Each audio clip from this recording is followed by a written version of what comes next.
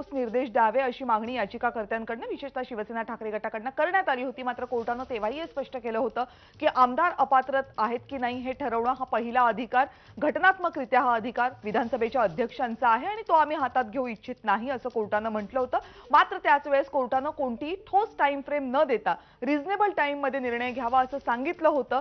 मात्र आता पुन्हा हे प्रकरण कोर्टात यासाठीच गेलंय की 5 महिन्यांचा कालावधी उलटून गेलेला आहे, मात्र अध्यक्षांकडून या संदर्भात कोणतीही कारवाई करण्यात आलेली नाहीये।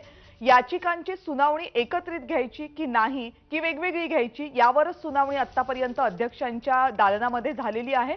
मात्र कोणत्याही ठोस निर्णयापर्यंत अध्यक्ष पोहोचलेले नसल्यामुळे शिवसेना ठाकरे गटाने पुन्हा एकदा सुप्रीम कोर्टामध्ये धाव घेतली आहे, ज्याची सुनावणी सध्या सुरू आहे। या सुनावणीचा एक टप्पा काही दिवसांपूर्वी पार पडला, ज्यामध्ये सुप्रीम कोर्टाने या दिरंगाईबद्दल तीव्र नाराजी व्यक्त केली होती। अध्यक्षांना निर्देश दिले होते की तुम्ही एक वेळापत्रक आम्हाला द्या की तुमची सुनावणी कशी होणार आहे, केव्हा होणार आहे, कधीपर्यंत निकाल अपेक्षित असेल। सुप्रीम कोर्टाचं म्हणणं हे आहे की नोव्हेंबरला विधानसभेची मुदत संपते, त्या अगोदर हा निर्णय यायला हवा। मात्र त्यानंतर आता विधानसभा अध्यक्षांच्या वतीने आज सुप्रीम कोर्टामध्ये नवं वेळापत्रक दिलं जातंय की या अगोदर दिलेल्याच वेळापत्रकावर पुन्हा एकदा चर्चा होते, याकडे लक्ष।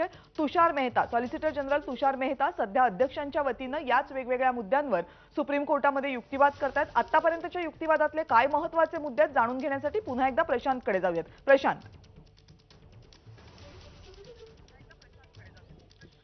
कविता, अगदी थोड्या वेळापूर्वी या सुनावणीच्या दरम्यान सरन्यायाधीश धनंजय चंद्रचूड यांनी एक अत्यंत महत्त्वाचं विधान केलंय। म्हणजे मागच्या वेळेसारखं जरी अगदी तिखट टोन नसेल तरी आज त्यांनी शांतपणे ऐकून घेतलं आणि त्याच्यानंतर ते म्हणालेत की अध्यक्षांच्या वतीनं जो युक्तिवाद होतोय, तुषार मेहता जे सांगतायत की प्रक्रिया सुरू झालेली नाही असं नाहीये, ऍप्लिकेशन्स येत आहेत, आम्ही ते ऐकतोय वगैरे वगैरे। तर त्याच्यावरती सरन्यायाधीश धनंजय चंद्रचूड म्हणाले की मागच्या वेळी आम्ही तुम्हाला हे म्हटलं होतं की जर तुम्ही निर्णय घेत नसाल तर तो आम्हाला घ्यावा लागेल, आम्हाला तसे निर्णय घ्यावे लागतील। त्याची आठवण सरन्यायाधीशांनी आज पुन्हा करून दिली आहे। ते म्हणतायत की तुम्ही जर याच्यामध्ये ठोस शेड्यूल देत नसाल किंवा जर याच्यामध्ये ते डिस्पोज कधी करताय, याचिका निकालात कधी काढताय हे सांगत नसाल तर आम्हाला त्याच्यामध्ये दखल घ्यावी लागेल। आणि हे विधान जे आहे ते पुन्हा एकदा अध्यक्षांना त्यांच्या या संपूर्ण वेळापत्रकाची आठवण करून देणारं आहे।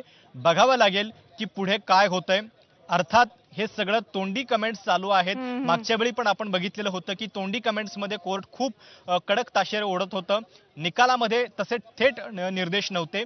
आता सुद्धा जर बघितलं, गेल्या 10-15 मिनिटापासून युक्तिवाद सुरू आहे, जोरजोरामध्ये बचाव केला जातोय अध्यक्षांच्या वेळापत्रकाचा। तुषार मेहता, त्याच्यानंतर नीरज किशन कौल, त्याच्यानंतर मुकुल रोहतगी हे वकील जे आहेत ते अध्यक्षांच्या आणि अजितदादांच्या बाजूने आहेत आणि ते जोरजोरात बचाव करतायत की इतक्या सगळ्या याचिका आहेत, त्याच्यानंतर आतापर्यंत काही झालं नाही असं नाहीये, प्रक्रिया सुरू झाली आहे, काही गोष्टी होत आहेत हे सांगायचा प्रयत्न होतोय। त्या दरम्यान सरन्यायाधीशांनी केलेलं हे विधान आहे, बघावं लागेल की पुढे काय होतंय।